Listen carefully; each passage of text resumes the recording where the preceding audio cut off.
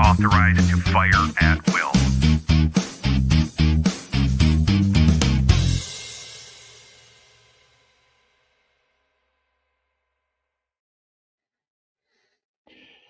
Hey, thanks for stopping by. Minnesota Black Robe Regiment Podcast, MBRR Pod. And by the way, folks, I am working on some rebranding. Haven't quite gotten all set up.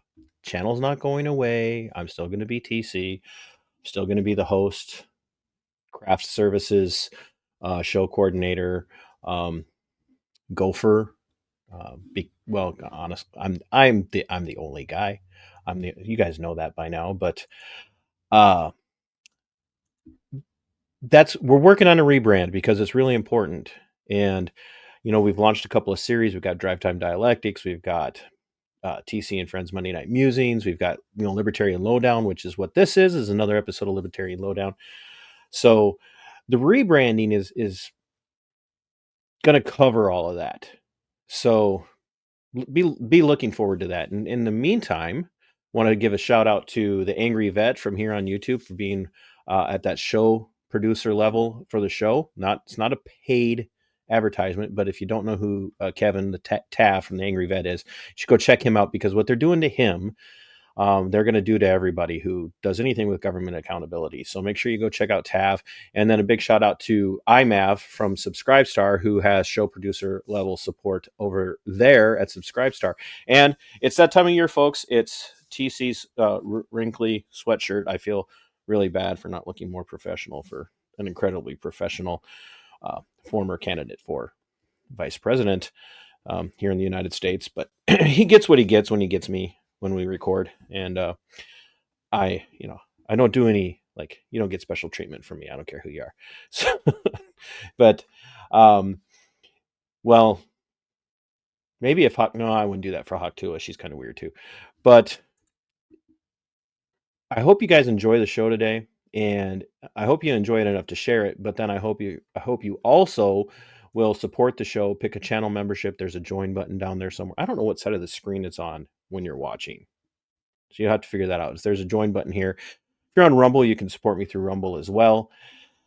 But we have Spike Cohen joining us for the second time, not the first time, the second time. I think, if I remember correctly, it's 2 years ago, and he might have been my very first. I think he was the very first guest that I had for Libertarian Lowdown.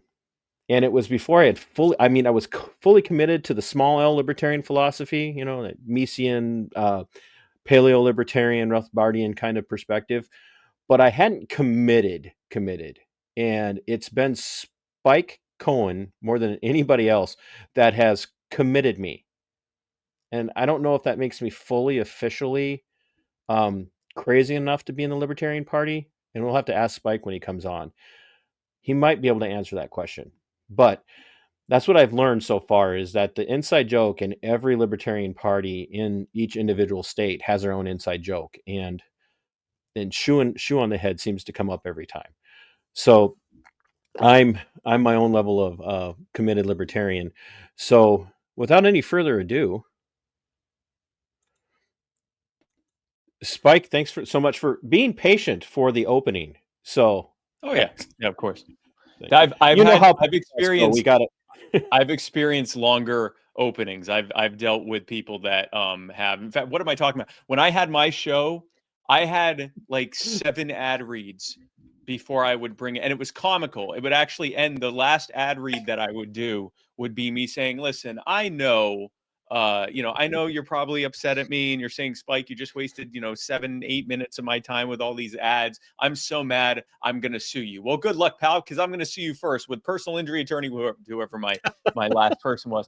And I'd probably, it's probably, my viewership probably suffered from that, but no, don't worry about it. And as I say with anyone who tells me that I'm largely or mostly responsible for them becoming a libertarian, I would just like to sincerely apologize to you and your closest loved ones. And I wish you all the best. Well, you helped push me over, kind of over the threshold, if you will, because you approached it in a way that was approachable.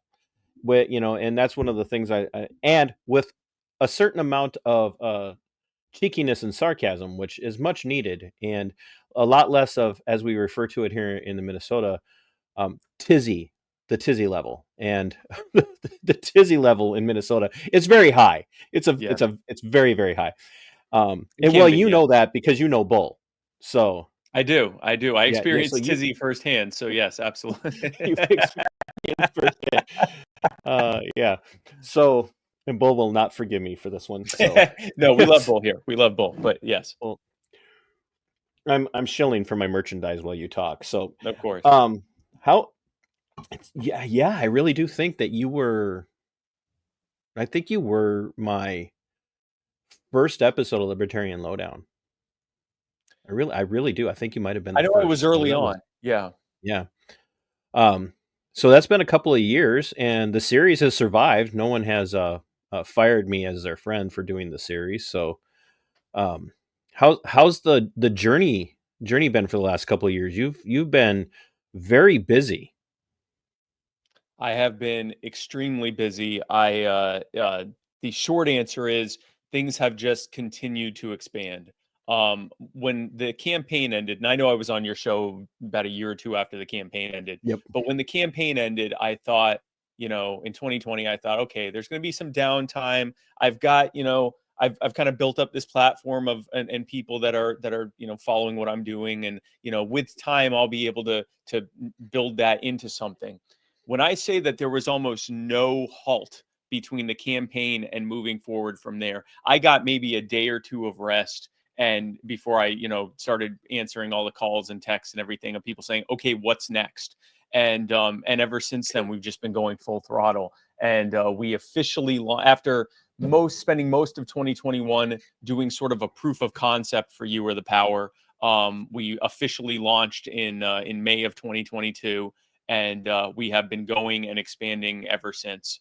It has been really incredible to watch. And for those who don't know, You Are the Power, we are an organization that finds people that are being abused by out of control government officials at the local and state level, and we find out about them, and we tell other people about them, and we fight until we get them the respect and justice that they should have had from day one.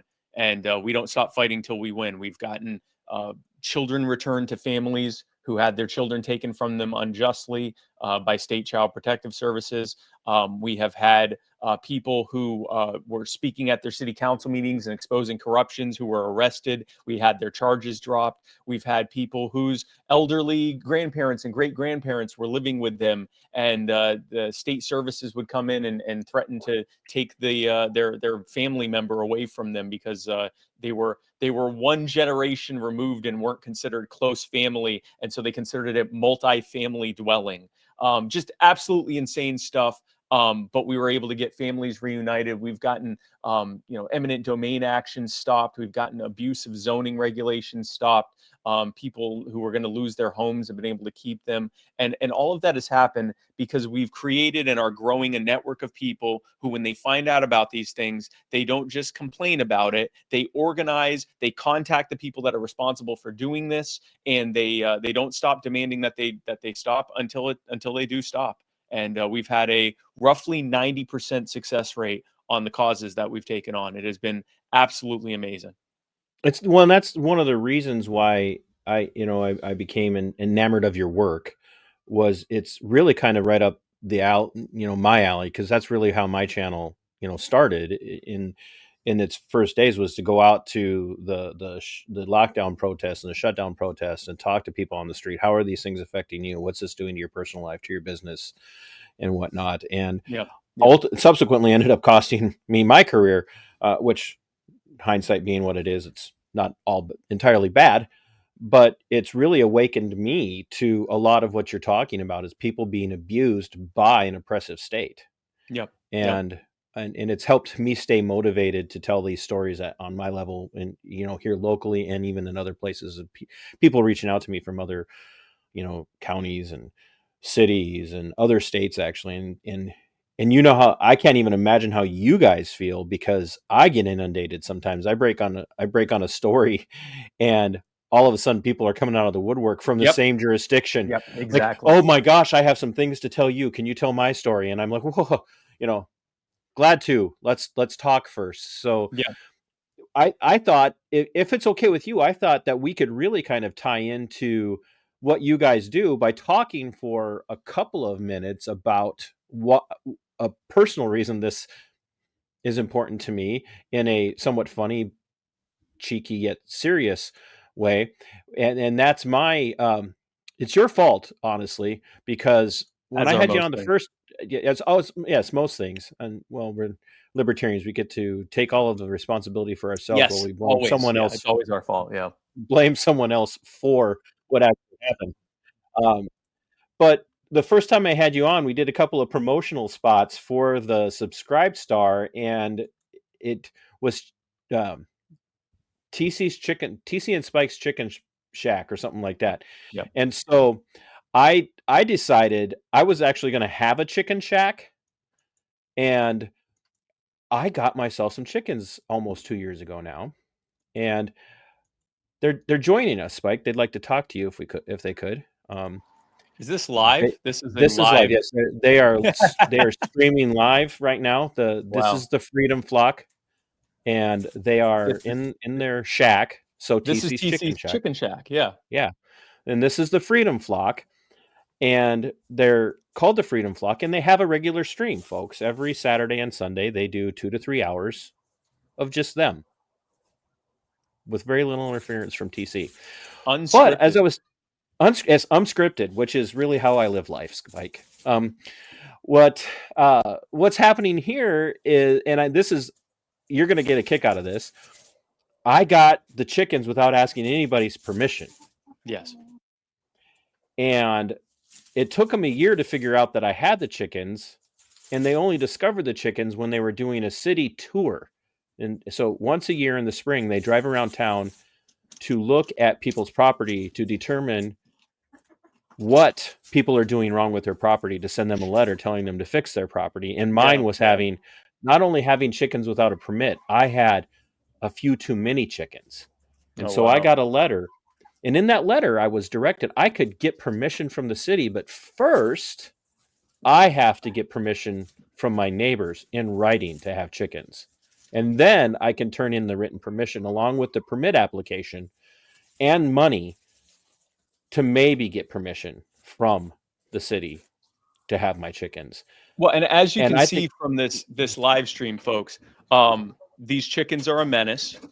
This is a they're hazard terrible. and a danger to not just that community, but the entire state.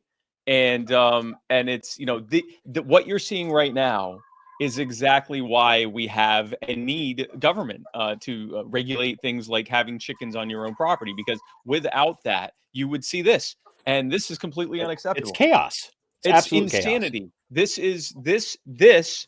I'm in South Carolina. I'm like, I think, a couple thousand miles away from you, and I'm scared for my family. So I can't imagine what it must be like being anywhere near your part of the continent and seeing something like that. Well, it is, and it's terribly terrifying to a lot of people that someone could live with this level of self-sufficiency Yeah. and ingenuity, and just the sheer terror of a chicken escaping it's mind-boggling. Yeah. I'm surprised you haven't chastised me yet, quite frankly. I thought I just did, but the thing is, the reality is, again, this is so often when government will say, yeah, but if it wasn't for us, this would happen, especially at the local level. The federal government can try to scare you with stuff like terrorism and cartels taking over and stuff like that. At the city level, they'll be like, yeah, if it wasn't for us, there'd be chickens in someone's backyard.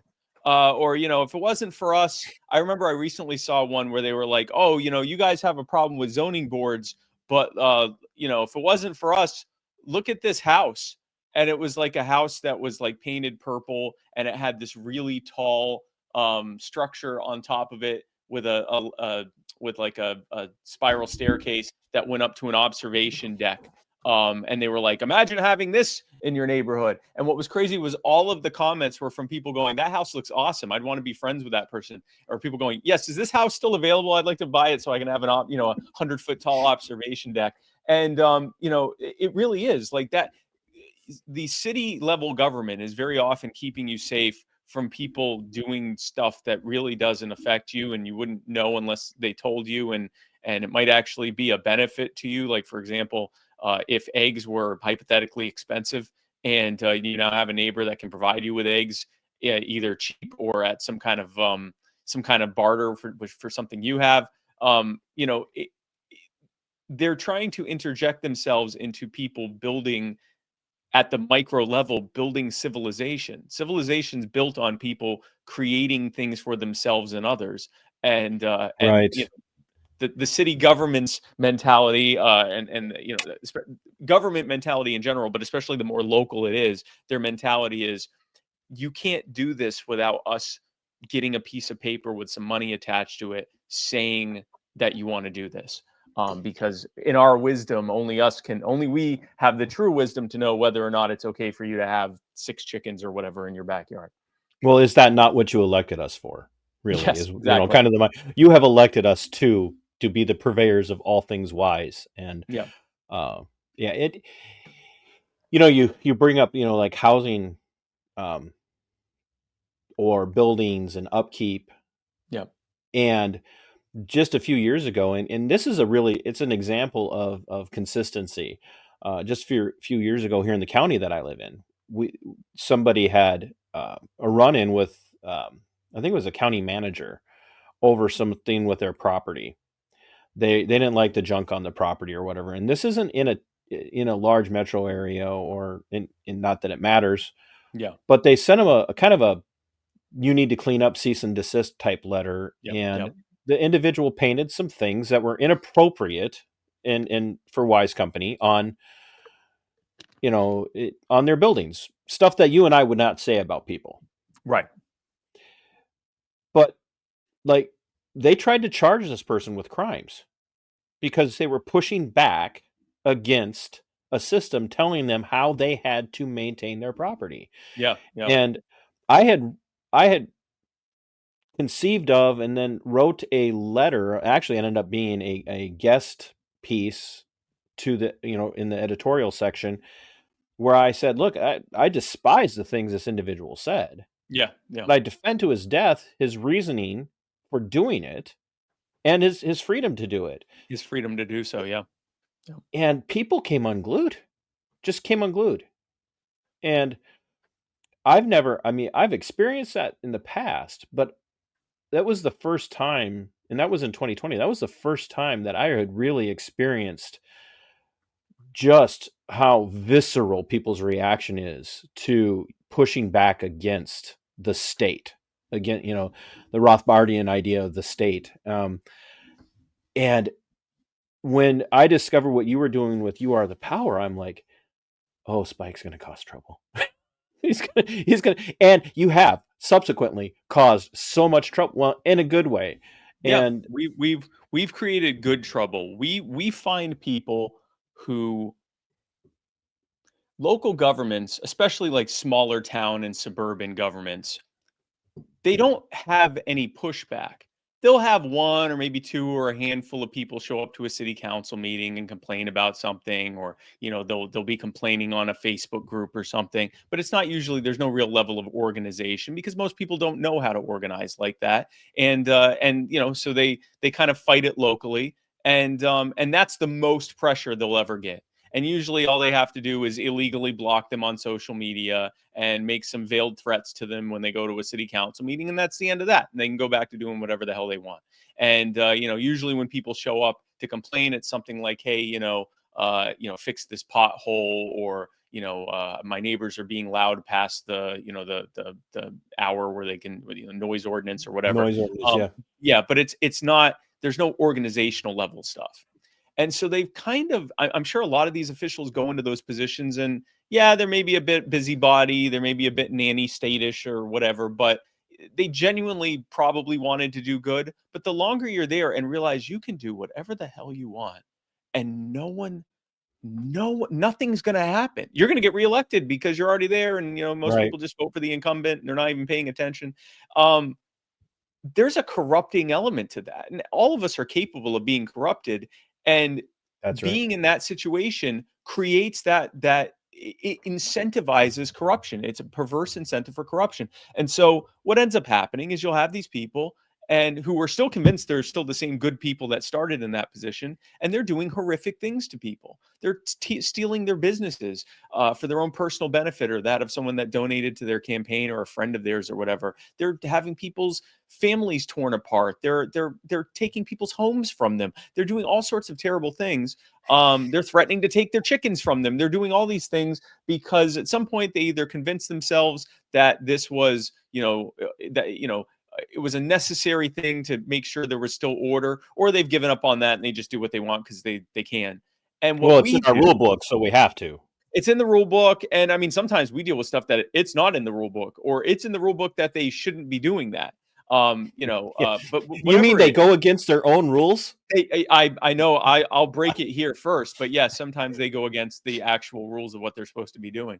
But what happens is then when we find out about it, and suddenly these people who are used to getting maybe a couple of angry emails, a couple of people showing up to their city council, usually the same people showing up to complain about whatever the newest thing they're complaining about is, and they just let them talk while they're drinking coffee, and then they go back to doing whatever they want.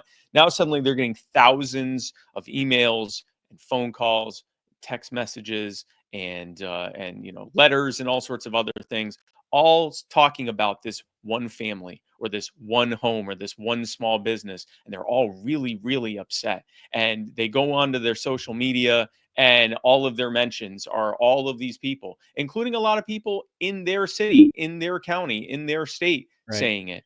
And they go, "Ooh, that's scary." And if they back off, then we thank them, and things die down after that.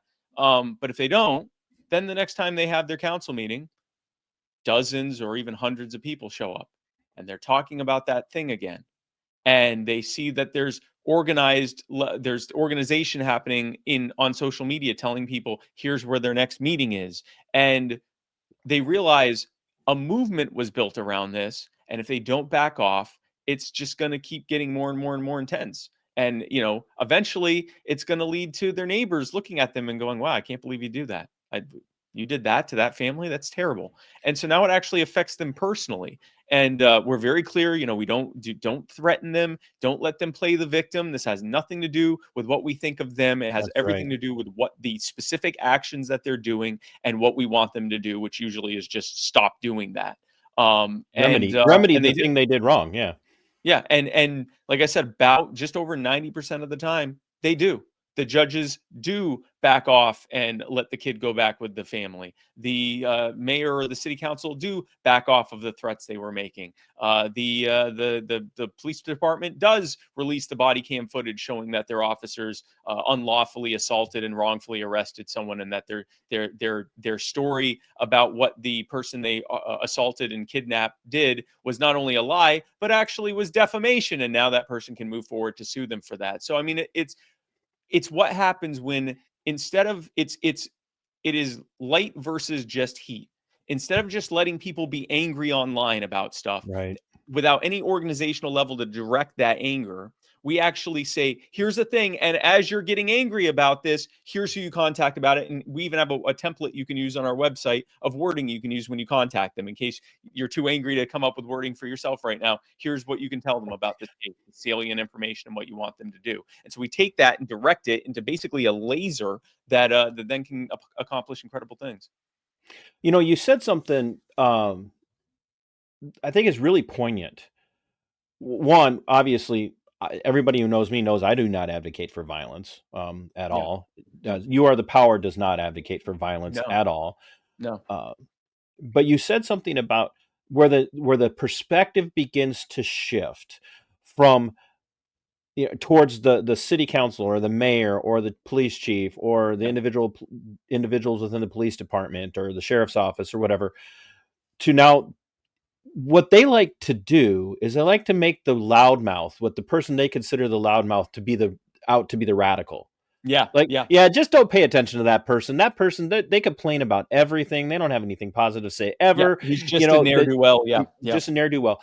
Yeah. But when you could bring that level of laser sharp focus onto the city council or to the mayor or whatever, pretty soon the person who's been, crying the warning that there's a problem, all of a sudden doesn't look like the psycho anymore.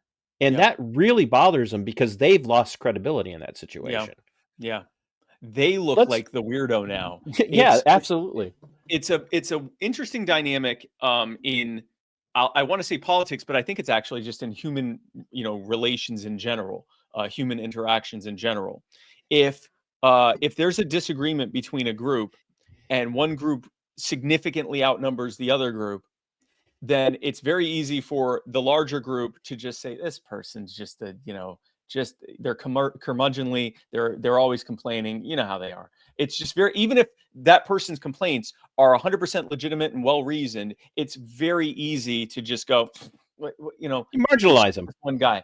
And the thing is, that person naturally is going to become angry and defensive by being treated that way, which feeds into the narrative that they're, a curmudgeonly ne'er-do-well. And so but when we flip it around, and now instead of it being 10 city council members or 8 city council members, 5, whatever, a number of council members directing that towards 1 or 2 people, now it's thousands of people, sometimes tens of thousands of people directing it towards that small handful. And so now they're the weirdos, they're the crazy people, they're the ones doing the bad thing. And it's people power. It's something that, so libertarians, this is a part of politics we really don't like, is that, because we're guided by principle. We're guided Right. by the non-aggression principle. We're guided by principles like self-ownership. We're guided by ideas like, radical individualism and things like that, Right. private property rights and everything. I call it the principle of human respect. When we are respecting people as individual human beings, we are more prosperous, we are more harmonious, and ultimately we're happier. And conversely, when we don't do that, when we disrespect people as individual human beings, and we use aggressive coercion and violence and force on people, we're less happy, we're less prosperous, we're less harmonious. That But the sounds like bottom line is government. I'm sorry. That sounded like government for a second. Yeah, no, that's when government equal things bad. But so what happens is, the problem is most people aren't guided primarily by principle. Most Right. people are guided by uh, what looks like is popular, or what looks like the consensus is. And there's probably an evolutionary reason for that. It is probably that the people that looked for existing consensus were the ones who didn't go and eat the poison mushroom for the umpteenth time and die. And so, I think we over time became a social primate species, and that served us very well. And in some cases, it may still continue to serve us well. Maybe it does in many cases make sense to listen to the person that has the most experience, and let them do that. But the problem is, when it's based solely on consensus, or largely on consensus, that gives rise to demagogues, and it gives Right. rise to liars who have no problem looking you in the eyes and just telling you whatever lie. And if they can get enough people to agree with it and believe it, they can pander to you. Well, they just won. And so we don't like that. What No. I did with You Are the Power is say, okay, this is, the phrase, facts don't care about your feelings. Well, however we feel about it, the fact is most people are driven by consensus. Right. We know principles are on our side. What if instead of leading with principle, let me rephrase that. What if instead of focusing on that principle when we're talking about this, we focus on the emotion and the consensus building first? And we put the cause out there, get people angry, then give them somewhere to direct that and show people, hey, look, everyone is a part of this. You can be a part of it too. And then as we're doing that, we expose them to the underlying principle behind that. And Like that's every see, other that's really successful. powerful. That's really powerful. And this is what why I have so much cohesion to what you say, and have heard you saying from when I first ran across you. Not only is the consensus issue, it can be a great tool, but it can also be powerfully used against you. Oh yeah. But people, even if they don't even understand the principle that they're adhering to in their own life, there's something about a particular principle, private property, um, freedom of expression, freedom, pursuit of happiness, whatever it might be. They may not understand the principle underneath it, but when they hear something that violates that principle, Yep. it makes them angry, but they don't know how to respond. And that's what I have so appreciated about you and You Are the Power and the other people that are involved with You Are the Power is you guys are able to take that upwelling anger inside of people, and instead of having it either fizzle out or manifest itself in a way that's unhealthy and maybe even, dare I say, dangerous, it you help them manifest it in a way that's effective and productive, Yep. and at the same time getting them to understand why they're angry. And that's something that I have been trying to work on from the day I started my channel. And there again, why I think I relate so much to the things that you say and what You Are the Power does, Yep. because I understand why this is making me angry. Some people see something that makes them angry and they're like, "Oh, this just makes me angry and I don't know why." And I'm like, "Here, let me help you with that." And you guys are doing that on a level that I never would have imagined happening here in the United States, let alone anywhere else in the world. But even in the United States, because we are so much a people of follow the masses. Yeah. And go ahead. Well, and I think I'm not even sure that's specific, and maybe you weren't saying this, but I don't think it's specific to the United States that we follow the masses. I think if No, it's a anything, human condition. oh yeah, human condition. And if anything, the US is kind of unique in that it's really the only major, like large country that still has such a strong respect of individualism. Now, I'm an anarcho-capitalist. To me, there's no government like no government. But Yep. I only the most smug smug libertarian, and we certainly have a few of those. I have my moments too, I but have no only the idea most what you're smug talking about. libertarian. What's that? I have no idea what you're talking about. I'm No, never of course, smug. no. It's just me. It's Never. literally just me. But one has to, or I believe one has to, appreciate the fact that the foundational documents of this country, the Declaration of Independence, the Articles of Confederation, which was the original government, and then even the Constitution, which tried to centralize government more, but still was based at least somewhat on the same principles as the Declaration and the Articles. Right. All of that had the what we now call the classical liberal Lockean property concepts built into it. That's what it was Right. based on. It was based on that idea that's foundational on ideas like property rights Right. and respect for the individual. And we're unique in that way. And so it's that led to a culture of that, which is not, we've certainly become more statist and collectivist over time. There's a variety of reasons for that, but it's why we aren't like Europeans will come here and say, "What the," like they it's not just I it's know what not you're just thinking. it's not just things are different here or the way you eat or your cultural stuff. It's like you think about things differently than we do. And you're bothered by things that we have no problem with. And you have no problem with things that we're greatly bothered by. And I do think if anything, we have a streak of that rebellious and individualistic and spirit that I think that is very, very unique. But we're still social primates. And Right. we tend to, especially libertarians, we tend to think of taking someone from their status quo to becoming a liberty activist or a leader or a heavily involved person in the liberty movement. It's like a series. It's like a ladder, and they start at not agreeing with any of our ideas and not wanting to get involved. To first, we expose them to our ideas, and then they challenge us on that, and then we rebut their concerns, and then they begin to adopt it, and then as they work their way up the ladder, they adopt it more and more, and then once they get to the end of the ladder, they're ready to start doing activism. And Right. that's how it works. Well, that is how you attract the kind of people that are often attracted to libertarianism. And there's nothing wrong with those kind of people, but the reality is we are the outliers. You talked about the tizzy. When you have a when Shout out your to moral everybody in the choice, Minnesota Libertarian Party, by the way. and every other one too, Everybody. and every other one too, the other 49 ones as well. and myself and you and everyone else. And the thing is, it's not even that it's a bad thing. It's that we are outliers. Right. We approach things from the standpoint of, whoa, let me make sure I understand this Yep. before I go out there half cocked and start talking about it. You're going to notice most people go out there half cocked. And like, if you look at just the sheer amount of activism that happens, and if you stopped any one of those activists and started asking them questions, they're probably going to very quickly stop answering them because they don't know what they're doing or talking about. Yep. And so, and we have heavy disdain for that. And so we go, no, that's not how we're going to do it. What I've said is this: I'm going to meet everyone where they're at, not just on what they care about, but on who they are as a person. That's right. If we're going to respect people as individual human beings, we need to recognize that each one of them individually is going to have a different way of coming to this.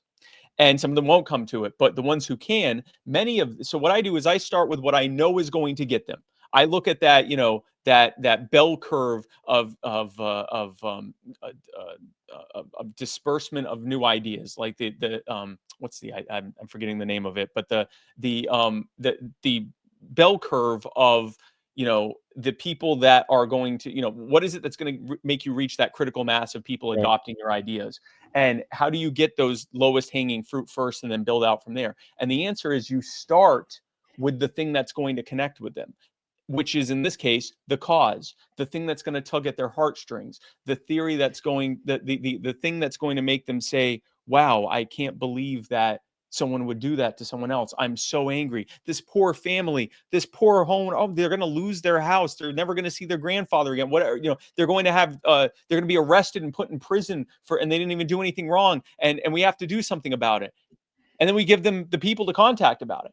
And we don't say this is libertarianism. We just say here's who you contact, and this is what we do. And we pepper everything we put in. We're peppering it with, these are individual human beings, and if these officials had looked at them like human beings instead of as a political opportunity or a home they could steal or a funding opportunity or whatever, then they never would have done this to them. So that's always built in. That's always baked into our messaging. It's always about this is happening because people are not being respected as individual human beings. They're not being treated as humans. They're being treated as an abstract that's either an opportunity or an obstacle for politicians and law enforcers and bureaucrats. And so that's always in there.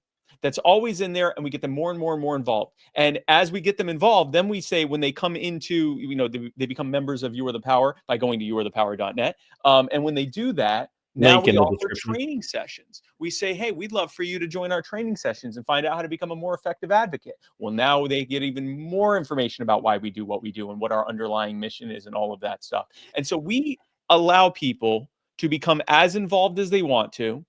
We allow them to learn as much about the underlying principle behind why we do what we do as they want to. And if they want to go full hog all the way in and become heavy activists, but aren't really concerned about the underlying principle, they just want to do good, they love that they're doing good for people, fine, great. Good, stay with us. If they want to just really understand the principle behind why we do what we do and have some level of involvement, fine, there you go. You can do that. If you want to be heavily involved and understand the principle 100%, fine, do that. And if you just want to be kind of casually involved every once in a while and you don't care the underlying principle behind it, that's fine as well. Whatever level of involvement and understanding you want to have, or lack thereof, good. It's better that you be as involved as you want to be than to not be involved at all, or worse yet, to be put off by the way we've presented our ideas and now consider yourself reflexively to be opposed to us because we were too busy trying to convince you of our ideas than show you why we do what we do. And so it's been very effective, and an increasing number of members of You Are the Power are not libertarian. And I don't even mean like large L, voted for, the libertarian ticket or anything like that. They're not small L libertarians, at least not yet. But they're certainly talking like us a lot more. And, that's what matters to me. We are not a partisan organization. We don't care what party you're a part of. And we don't even actually care what you identify as in terms of your politics or anything like that. What we care about is that you are involved. And as long as you are involved, you are going to continue hearing about human respect. And if that connects with you and you want to find out more, fantastic. And if it doesn't connect with you and you just want to be involved, then we've reached our worst case scenario where we have taken essentially our ideological opponents and gotten them to join us and help us on our cause. And okay, I'll accept that. Well, and I use this a lot, and I'm sure you've probably said something, close to the same, because you are incredibly bright, and it's just not fair that you've got it all. So, but I'm so at some point it's not original to me, but I tell people all the time. Well, in fact, actually last week or 2 weeks ago now, I had sat down with a guy from Wisconsin and had him on, and he goes by Libertarian um, Muslim on the Twitter sphere. We call it Twix Okay. here, and we were talking about how libertarian philosophy is compatible with the Quran, Mm, and how people, jump to a lot of conclusions when they see someone who is, a Muslim, everything from, racial identity to political identity to who, yep. what kind of neighborhoods they live in and all that, but just Yep. also just whether or not it's compatible. And I had said to him that most of us, if we were to have a conversation with our neighbor about libertarian philosophy without actually bringing up libertarian philosophy, it would go an awful lot like, "So, what time did you get up this morning?" "Oh, 8? Well, when did the city call you and tell you you needed to set your alarm clock for 8? What Yeah. what what time did you have breakfast? What time did you get your kids dressed?" And people are, "What are you, crazy? I don't need Yeah. somebody to Yeah. tell me Yeah. what time to get out of bed. I know Yeah. what time to get." Right, exactly. So then why do we need somebody constantly telling us how to do everything else? And And you can already hear the statist busybody going, yeah, but what about all the times people miss their alarm clock? Like they're already thinking of how they could yes. fix this problem. Yeah, and he and I had talked about that, and then I also brought it up because we did an episode of Libertarian Lowdown then as well for Rebecca Whiting, who was running for U.S. Senate here in Minnesota, and then Yeah. T.J. Hawthorne, and we had that same conversation on that, and that's really how you approach these conversations. You don't have to come in and go, "Let me teach you," you know, let me teach you all about Lysander Spooner. Let me teach you all about, Lockean philosophy, or how he, where he got his, Rutherfordian, all of that. You don't have to do any of Yeah. that. Now, talking shop with one another, it's kind of fun to see where Yep. people come from. But boy, if you come out of the gate, perfect example. If you come out of the gate and just trounce people for being all about democracy, they're going to think you're some sort of dictatorial tyrant Yeah. yourself. Yeah. What, you don't believe in democracy? No, and neither should you. Well, Yeah. what should I believe in? Not democracy. And Yeah. it scares them. It really is. It's very off-putting to a person when Yep. you say, I don't, and I neither should you. You need to approach it from that perspective, as you were saying, of meet them where they are and walk alongside of them. Yeah. Yeah. And you change a lot more people that way than you do with going, I'm going to, then you can start throwing out books to read once in a while. You could, hey, you should try this book. And the thing is, some might be interested and some might not, and that's also Right. okay. If we're hoping to build a movement based almost entirely on intellectual type people, I defy you to find a successful political or social movement that expected the bulk of its members and adherents to be intellectually charged with it. You're not going to find that. You're going to find I a relative handful of intellectuals guiding a larger handful of organizers and leaders who then guide giant masses of people who might not even understand what it is they're doing. Within that mass, there's different levels of understanding. Some people might understand the basic overlying, concepts, but not, get into details. And then you'll have people on the other end who they might think what they're doing is they might think that they're a communist activist because people should be respected as individuals, and they might think they're doing something that would be better described as libertarianism. They have no idea what communism is, but they're doing it because everyone else is, and it sounds good. right. And you're going to have that level of it. it bothers us. And we've been in this weird holding pattern where, because of the way we've been trying to reach people, we attract more people like us, which means we end up with this large disproportionately number of cerebral people. And so when someone says, hey, why don't we try doing what other people do and try to just like get them involved and not worry about what they think yet, and just keep being consistent on our end with the messaging, let them say whatever they want as long as they're helping us with this thing, our very large, disproportionately cerebral group of people goes, that's pandering. That's watering the message down. That's not, we're watering down our ideology, and we're bringing in people that haven't accepted it, and they could take over and everything. And I'm like, no. I'm not saying we're going to tell them, hey, you're a libertarian now, or hey, you're an anarcho-capitalist now. What I'm doing is creating basically a sandbox where they can get involved in stuff, feel good about getting involved in it, and want to do more. Build a community of people that are wanting to do this, and where they're consistently peppering in the underlying message behind it, with the understanding that some of them are going to totally get it, some of them are going to partially get it, some of them aren't going to even realize that we're telling them anything at all. They just like the fact that they're helping people and in a community of people that are helping people. And if that's and that movement is going, we're doing it in a way that allows people to determine for themselves just how much not just how much they want to be involved, but how much they want to even understand about what it is that we're doing. We do not want to this is not a lesson plan, and we are not giving people homework. We are giving them relatively, especially early on, relatively easy activism calls to action that they can do. Send out an email, make a phone call, show up to a local meeting and stuff like that. And then if they want to do more, they can. If they want to learn more about what we do and why we do it, they can. And we really let them self-select their way into this thing. And it's been wildly successful.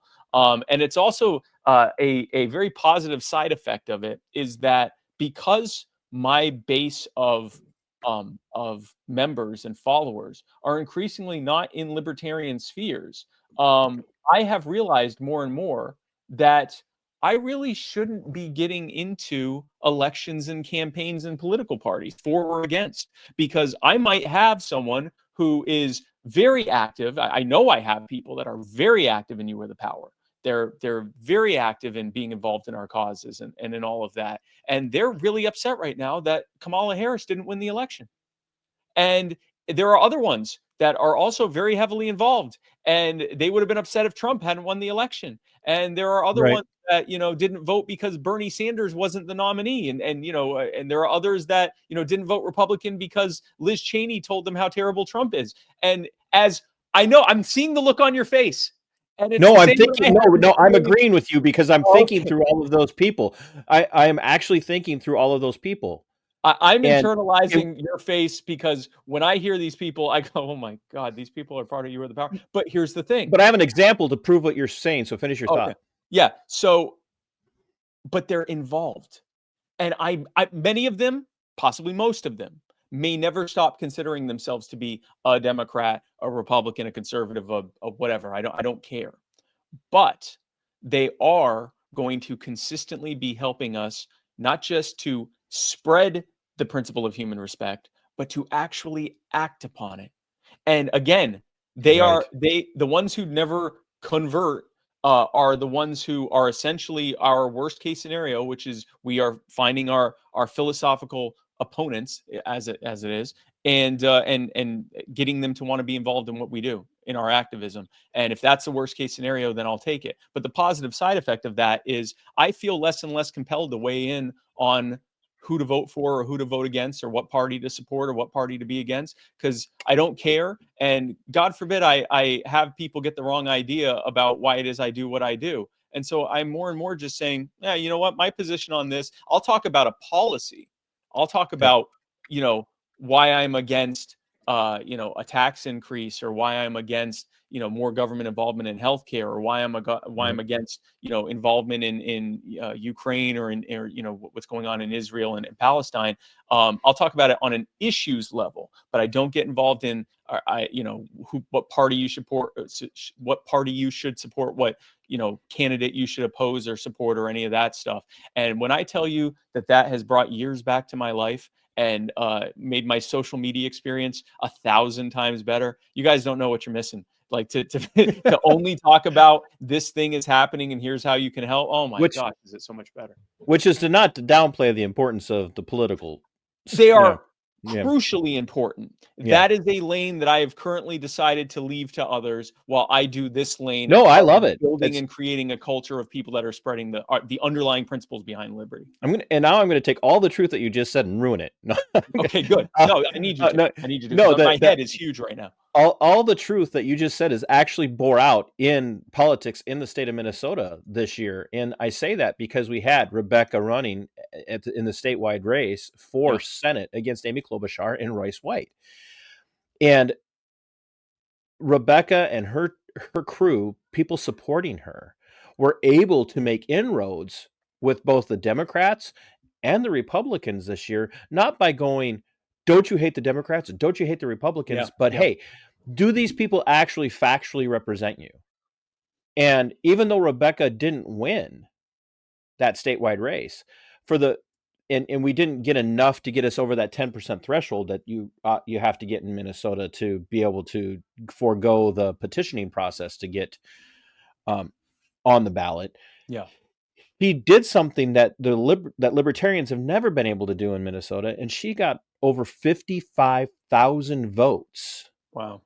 In a divided state. And when I mean divided, I mean it's hard. It's a hard line divide between Republicans and Democrats. Like there is like like Hatfield and McCoy level division. She got 55,000 votes, and a bunch of those people said, I agree with her principles. Yeah. Her principles and the things that she says and stands for, and they voted for her. It wasn't enough to push her over the line, but it was exactly what was needed for people to go, there are options out there. There are people out there that aren't vote for me because I'm not a Republican. Vote for me because I'm not a Democrat. Vote for me because I'm MAGA. Vote for me because I'm not MAGA. They voted for somebody finally who was speaking to them on their level and understood, and they understood. She's like, wow, she actually is. She's me. She's me. And as you were saying all of that, that's what I was thinking. So when you saw it, I'm going, here's a perfect example to live that out. 55,000 votes for a candidate who came out of nowhere. Nowhere. And really drove home everything that you just said. Just absolutely drove home everything you just said. Yeah. So you guys have had some very interesting developments over the last few months.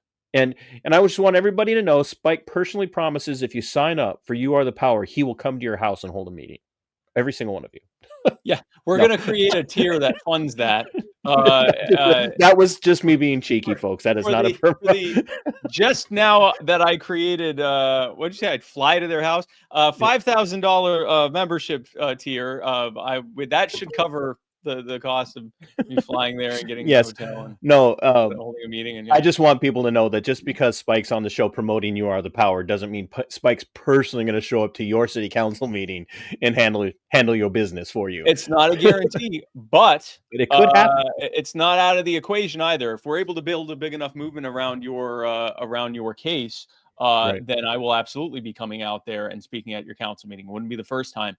In fact, one of the updates I can give you was one that we were planning to have me come out and speak at that city council meeting. And now it appears that I likely won't have to. And that was in Surprise, Arizona, where Rebecca Massey, a lot of people, if you're following me, you saw this, it went viral, not just on my account, but on multiple others. Rebecca Massey came out to her city council meeting to call the officials out for illegally, or she believes illegally, voting on pay increases and not disclosing a lot of other stuff to the residents of Surprise. And she showed up and they told her, you're not allowed to use our names or talk about our positions. And she said, that's an absolute violation of the First Amendment. I could come up here and just yell obscenities at you all day long if I wanted to. And she had the established court cases that showed that and everything. So they had her arrested in front of her minor daughter. And the minor daughter was left outside by herself while her mother was taken to jail. And we found out about it. Her video clips of her getting arrested went viral. We went after the mayor, Skip Hall, and the city council.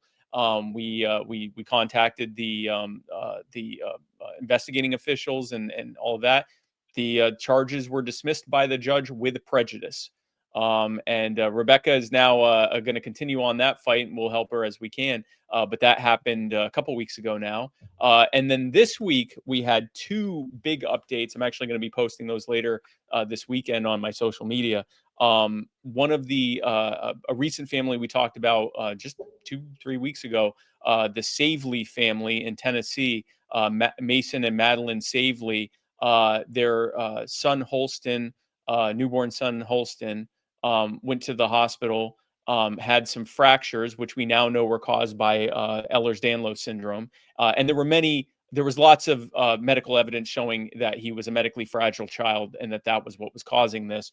So they arrested the parents for abuse and took their kid from them. And after roughly a year, last week, the judge ordered for Holston to be returned and to his parents. That case is still ongoing because there's like 20 hours of depositions that the judge has to go through. But the fact that the judge at first glance saw the case and said, yeah, this kid's going back home. Huge victory for them. Huge victory for You Are the Power. On another case. And that's not common in these cases because you guys have Nope. fought some serious battles where judges double down sometimes. It is exceedingly rare. It happens. It does happen where a judge comes in and goes, no, not today. But the problem is we have a perverse incentive structure thanks to Title 4D of the Social Security Act. They get matching federal funding. The entire pipeline from the child abuse pediatrician all the way to the foster care system and everyone in between, including the family courts, they get matching federal funding, but only if the case is called abuse. And so if it's not called abuse, they don't get any money. And so then that creates additional perverse incentives at the state level to call cases abuse because they want that money. So if you call it abuse, you get money. And if you don't call it abuse, your job's on the line. And so it's a very, very bad. It's a child trafficking. They're against their own rules. They are illegally taking children from innocent parents for a financial and giving them to another set of parents for a financial incentive. That's child trafficking. But in this case, we won. In another case, one of the original cases we worked on that's like this, the Collins family, Casey and Bailey, their son Ridge was taken from them after he had blood clots and a bunch of other issues that were ultimately determined to be caused by a viral infection and some other medical issues that he had. They called it abuse and took the kid from him. A while back, he was returned. This week, the criminal charges were finally dropped. And so they are now completely in the clear and their child is back home and this entire nightmare is behind them. This is what happens. This is what You Are the Power does. And it's what happens when instead of just getting upset about it, we actively seek out people that are being harmed and we build movements around fighting back for them, and we continue to fight for them until we win, and then we move on to the next one and the next one and the next one and the next one. That's what we do at You Are the Power. If you want to be a part of it, go to youarethepower.net, become a member today. I will come to your house. I will live there. Actually, let's turn this around because now it's an obligation for you. I will move to your house. You will be responsible for my food. I will be basically. And he has a very picky diet, by the way, folks. I do. Yeah, I'm on a very highly restrictive pescatarian autoimmune diet. So you're going to be buying lots of fish. And I didn't know why I just knew you were on a very restrictive diet. I didn't know it was autoimmune. I thought you were. I eat a lot of salmon and halibut. Like it's the expensive stuff because it has to be low mercury because I eat. It's when you eat that much seafood, you can't eat like tuna every day. You're going to end up with like neurological problems because you're going to be a walking thermometer. Yeah, I'll be a walking thermometer. Exactly. I'll tell you what your temperature is. So it's halibut, it's salmon, it's mackerel. It ain't the cheap stuff. You can't just bring me pollock every day. And so it's rough. It's gonna be rough for you, but I will come. But you'll be living there, so you can fight all their battles for them. So yes, I will. You feed me. Your mail did not come on time. You give me fish, and then I fight your battles. No, if you become a member, your mail wasn't here when you wanted it. I'm on it. Yes. It's like, yeah, I need help. Like, well, I need help too because there's no salmon in my hand. No, if you become a member of You Are the Power, you are joining the fastest growing organization on the planet that is fighting to demand respect and justice for people and getting it. We're not just creating a bunch of heat and getting people angry. We are following through in a proactive way that gets people's children returned, their homes safe from being stolen from them, their businesses safe from being stolen from them, their charges that never should have been filed against them dropped, all sorts of incredible stuff. YouAreThePower.net. Spike, I cannot thank you enough for well, that was a great outro. That was a great outro Outro. right there. Like outro, yeah, extra. I don't know what that even where that came from. Folks, we're recording this on a Saturday, even though you're not watching. Well, you might be Yes, watching it on a Saturday. We've got all sorts of weird time slip things that could happen right now that's true. if I tried to explain this too much. But we are recording this on a Saturday, so don't be confused if you hear Saturday or this weekend or whatever. You're okay watching this whenever you want. Everything's You're not fine. res- you're not You are in everything's the fine. time that you are in when you're watching this. Yes. Yes, absolutely. I cannot thank you enough for taking the time to sit down with me, Of and I course. cannot thank you enough for what you are doing for our society and for the communities that you are helping. And I'm sending people your way as I cover, the couple of stories right now. So I don't know if there's much that can be done for some of these stories because sometimes, as you know, you don't hear about it until it's 2, 3, 4 years. It's already done. Yeah. It's already done. Yep. But times that's all it takes to get people, as you said, awakened to, I don't even know where I stand in the political spectrum, but I know I want to help people. Yep. Yep. And Exactly. that's a big deal. So I cannot thank you enough for that. So just if there's ever anything you guys need, I'll say his name, but I won't say where. Brian, Brian knows how to get a hold of me. So if there's ever anything you guys need promoted, or if you guys ever put together a spot for You Are the Power or something like that, let me know. Send it my way, and I will gladly run it as part of my live streams and my recorded shows. So We thank you. definitely will. Thank you, TC. Thanks again for having me on. All right, folks, that is the inestimable. The I don't have the words for Spike Cohen. That is probably about the closest you'll ever get to seeing me in a conversation with someone who is about as much of a hero of mine as you can see. And I don't say things like that lightly. So it's kind of like Spike Cohen and Scott Horton, really, because of the things that they do and the things that they say and how powerful and important they are to those niche worlds that they exist in. And uh, philosophically so close to being the same. And if nothing else, please go to You Are the Power and check them out and join, if for nothing else than just to support. But trust me when I tell you that if you have situations that are hard for you to fight, you feel like you're fighting alone, You Are the Power is a place to go. I will tell your story all day long. I will help bring attention to your story all day long. But no one can fight for you the way that You Are the Power does. They are phenomenal at what they do. So head over there. The links to my first conversation with Spike are in the description of the video, and the links to You Are the Power are also in the description of the video. And stand up, people. It is now or never. And I mean that. That's not hyperbolic. I'm not trying to use hyperbole. I want you to understand it's now or never. It has to be today, especially if it's for your neighbor, so that there's somebody to stand with you when you need them to stand with you. That's why I do what I do. That's why Spike does what he does. I cannot thank you guys enough for watching. If you haven't yet, subscribe, share this out, like the video, tell other people to watch it. And if you really appreciate or like what I do, one, if you're interested in any kind of merch, mugs, shot glasses, um,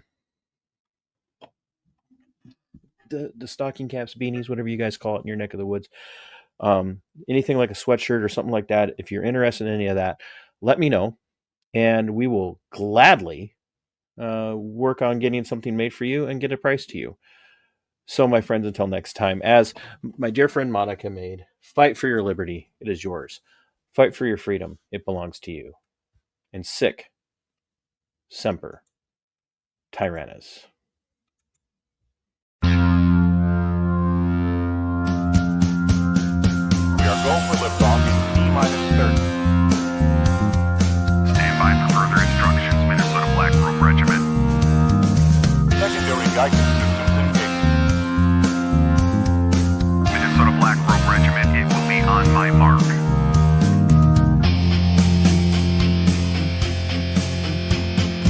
All systems are a go. All systems are a go. Minnesota Black Room Regiment, you are over the target. You are authorized to fire at will.